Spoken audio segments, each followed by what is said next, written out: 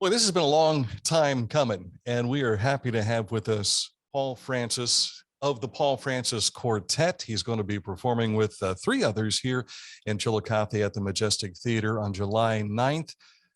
You were a victim of the pandemic, at least the concert was, and you've been holed up in New York City pretty much ever since, haven't you? Yeah, well, we actually came back to Chillicothe for 6 months. Oh, it And was it stayed. 6 months? Yeah, 6 months. So I was in Chillicothe on the day of the concert, but we just didn't play it because we weren't allowed to. So Well, we were uh, talking about tickets are available still for the concert, not many, but at one point in time, they could only have 75 people in the theater. You so far have sold way more tickets than that. I'm happy about that. But Yeah, but we still have a few more to sell. So please buy your tickets, everyone. yeah. You sent me a CD in the mail. Here's the CD. It is the Paul Francis Quartet, All Your Life. And this takes a little walk down the long and winding road, if we can, of the Beatles, and some very familiar songs in here. And I will tell you also a very jazz twist on each one of them, your own interpretations here. Yes, absolutely. I've been a humongous fan of the Beatles since the sixth grade. Brandon Smith, who is now the head of Tecumseh, the outdoor drama, Yeah. was sat next to me in homeroom in Mr. Anderson's class at Smith Middle School in sixth grade. And one day he came in, he's wearing a Beatles shirt, and I asked him about it, and we started talking. He said, "What's your favorite Beatles record?" And I went, I don't have one. And he goes, "What do you mean you don't have a Beatles record?" So the next day, he had dubbed a copy of Mono Masters to a cassette tape, and he gave it to me. And ever since then, that was it. And now I've got all the albums on different, CD, vinyl, tape, you name it.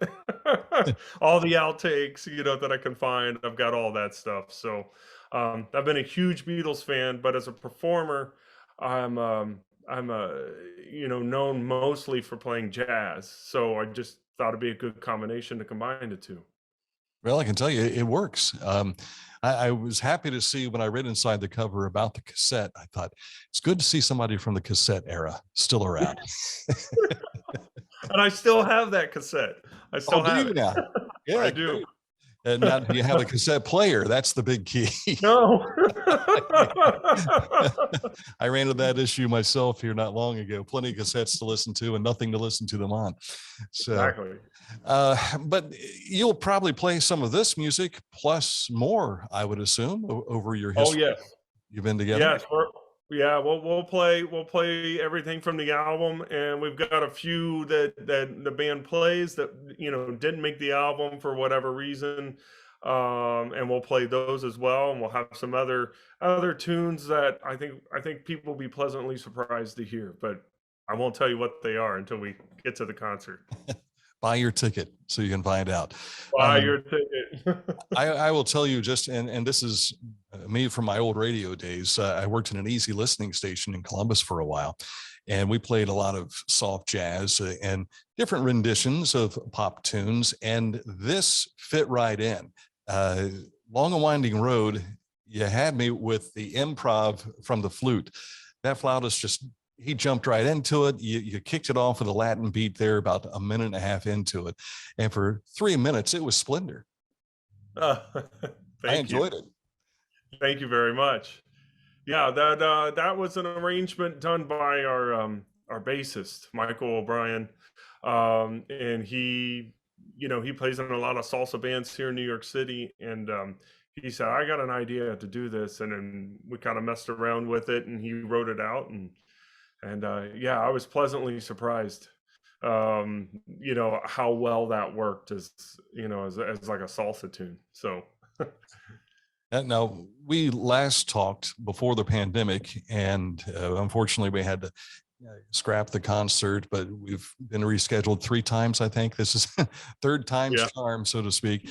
But let in that first interview that we had with you, we learned a little bit about your history. You're a kid from Chillicothe, played drums at CHS, and go to Ohio State, and then somehow you find yourself in New York City, and you find yourself also playing for the likes of Lady Gaga and many other big name talent. Have you pinched yourself several times since then? Quite a few times. Quite a few times. Yeah. I've been very fortunate. It's been a lot of hard work, but I've been fortunate enough to be employed by people like Lady Gaga and Tony Bennett, and it's been a blessing for sure. And your band director in Chillicothe was who? David Mossbarger was he did my 5th grade year, and then when I got to high school, and Mr. Collins was my middle school band director. Very good. And those people influenced a lot of individuals, but I know they've got to be extra proud of somebody who was able to make a living playing drums. I hope so. I hope so. I like to say that I was responsible for at least half of Mr. Mossbarger's hair receding. There were a lot of teenagers that could say the same thing. Yeah, we were pretty rough on him, but But a great guy, and he really shaped a lot of great musicians, no question there. Indeed. We want to take a moment to give people an idea of the flavor of what this night is going to entail as best we can here without giving too much away. But you've got 3 buddies that are they coming from New York City with you? They are. They are. Andrew Hartman is going to be playing guitar, and he's a native of Cincinnati. And we met at Ohio State, so I've known Andrew about 25 years. Chris Backus is the saxophonist, and he's 15 years older than me. I don't know if he'll appreciate me saying that, but Chris has got an illustrious career. He played with Buddy Rich and the Tommy Dorsey Band, and Glenn Miller, is a staple among many bands here in New York City. And I've known Chris for over 10 years, close to 15. And Michael O'Brien is unable to make it, but another great bassist from Chicago, who now lives in New York City, named Steve Wood, will be joining us. And Steve's one of the first call guys here in New York City as well. So it's a great band. It's a really good band, and I think everybody's going to enjoy it. Well, we hope they feel welcome here, because I can't tell you how many times I've talked to musicians who have performed at the Majestic Theater, and the acoustics, they just rave over them. And if I remember correctly, when we talked last time, didn't you have a chance to play there a time or two? I did a couple times in high school. Played there with the jazz band and the CHS jazz band. But I haven't played there since. So it's always been a dream of mine to come back and play at the Majestic. And I'm finally getting to do it, and to play the Majestic with my band. That's that's another pinch me moment. Yeah. So I remember seeing the Count Basie band there, and I think 1996, and it was just like, man, wouldn't this be cool if I could do it with my own group? And I'm going to be able to do it. So it's going to be. Now here you are, a kid from Chillicothe coming back home, and your name is on the marquee. Another pinch me moment. Exactly.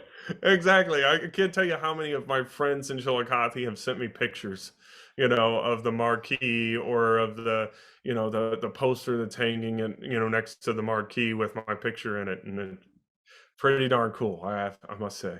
Yeah, better to have it there than at the post office on the top 10 most wanted. We don't talk about that. I have something to say about that. Well, right. Again, people can get tickets. You can buy them through the Majestic website. It's majesticchillicothe.net. And the performance is July 9th, 7:30 p.m. Make a night of it. Have dinner, go to the show, and then go back out again. Things will be open after the show as well, unless you go on to those really long drum solos. We got to watch out for that. There'll be one or two, drum solos, but I try to make them brief. I when we recorded the record, I told the engineer and the rest of the band, I said, I do not want this to sound like a drummer-led record. I don't want there to be a drum solo on every tune. So like even when people get the record, they're like, "Wow, you didn't solo much on here." And I'm like, "Well, I wanted it to be an ensemble, not a like hey, look at me moment. Yeah. Yeah. But who knows? Yeah, maybe it'll hit you and you'll take 10 minutes. So Oh, I have to play everything I know 3 times to go 10 minutes. What message would you have for the people in Chillicothe to get them into the theater, but also the welcome that you hope to not receive, but to give them for coming out to see you? Well, I'll just say that don't be scared if you look at it and I think in the description of the concert on the website it says it's going to be a jazz concert. I don't want people to be scared and think, oh, good, this is going to be over my head. The Beatles music. Everybody knows that. You go anywhere in the world and they know the Beatles music. We just did a slight interpretation of it, but you're still going to be able to hear it.